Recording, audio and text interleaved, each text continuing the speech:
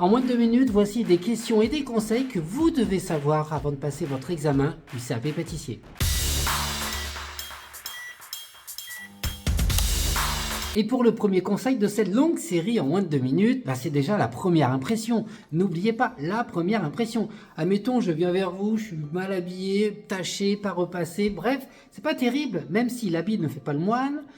À l'examen, l'habit est très important car le jury ne vous connaît pas. C'est pas moi, par exemple, qui vient le jour d'examen juger mes élèves. Qu'est-ce que j'aimerais bien, waouh! Mais c'est pas comme ça dans la vie. Donc du coup, écoutez, ayez une tenue déjà professionnelle, une bonne tenue de haut en bas. N'oubliez pas, attachez bien vos cheveux, pas de vernis, les ongles coupés, pas de boucle d'oreille, pas de piercing, pas de maquillage. Soyez vraiment propre sur vous, pas de taches sur votre veste de pâtissier, des chaussures de sécurité propres, pareil, pas de taches. Essayez d'avoir une tenue le plus propre et surtout repassez. N'oubliez pas, ne venez pas tout débrayer, ça ne sert à rien. Restez vraiment nickel en termes de tenue professionnelle, ça c'est très important et c'est le premier conseil.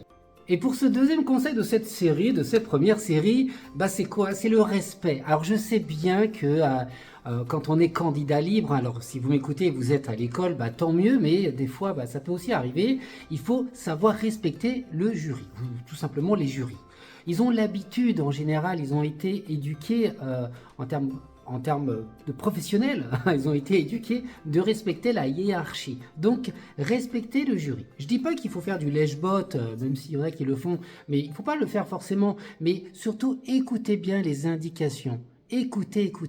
Si vous avez peur d'oublier, notez sur un coin de table des indications, admettons s'il y a un horaire de cuisson ou s'il y a un rangement spécifique à faire.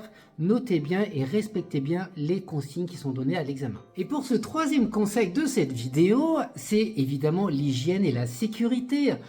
N'oubliez pas quelque chose très simple, ne pas mettre de couteau dans la plonge. C'est déjà extrêmement important, pas de couteau dans la plonge. Tous les objets tranchants, quand vous les avez utilisés, vous les mettez dans le bac souillé, qui est prévu à cet effet, sur votre plan de travail, souvent à droite.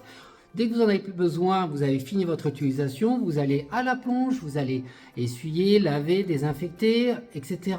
Et vous remettez proprement sur votre plan de travail. Ne laissez pas traîner à la plonge les objets tranchants, n'oubliez pas. Autre chose encore qui est extrêmement important, c'est le visuel est important. C'est sûr, en pâtisserie, on achète avec les yeux. Mais à l'examen, ce qui compte le plus, c'est l'hygiène et la sécurité. Ça doit primer, focus là-dessus, avant même le visuel de vos réalisations. Vous pouvez avoir un visuel qui est moyen, même très moyen par rapport peut-être à un environnement. Mais si vous avez été carré en termes d'hygiène et de sécurité, vous allez avoir largement au-dessus de la moyenne. J'ai une de mes élèves, par exemple, le jour de l'examen, il faisait 35 degrés dans le laboratoire, elle n'a pas pu sortir sa pâte feuilletée. C'est pas parce qu'elle ne savait pas faire sa pâte feuilletée, elle savait très bien la faire. D'ailleurs, elle a expliqué le process devant les jurys, mais elle n'a pas pu sortir sa pâte feuilletée. D'ailleurs, elle n'a même pas pu la tourer entièrement. Néanmoins, on lui a mis 14 sur 20 au total. 14 sur 20. C'est que derrière ça, elle a montré une attitude, n'oubliez pas, professionnelle. C'était carré au niveau de son plan de travail, l'hygiène, c'était irréprochable. Donc les jurys ont parfaitement compris. Ce candidat sait travailler. N'oubliez pas, l'hygiène et la sécurité doivent primer avant le visuel.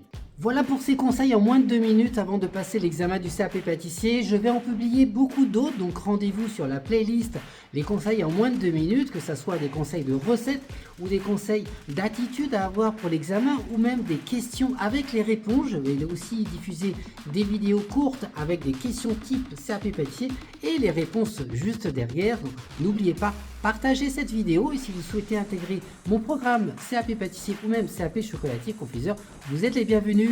Rendez-vous téléphonique tout simplement. Je vous dis à très vite lors d'une prochaine vidéo. Ciao!